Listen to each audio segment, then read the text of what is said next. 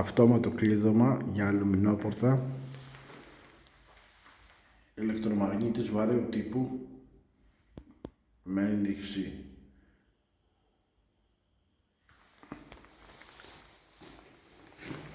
touch για την έξοδο,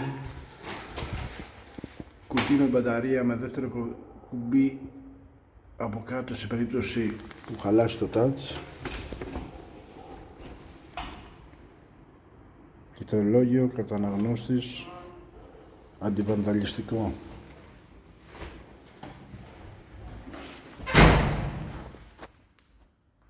Το ίδιο πράγμα και στην πίσω πλευρά.